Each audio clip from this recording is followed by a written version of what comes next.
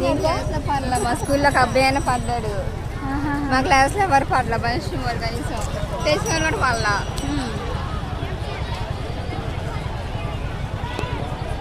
Hi చెప్పండి అమ్మ ఇద్దరు. మీరిద్దరే.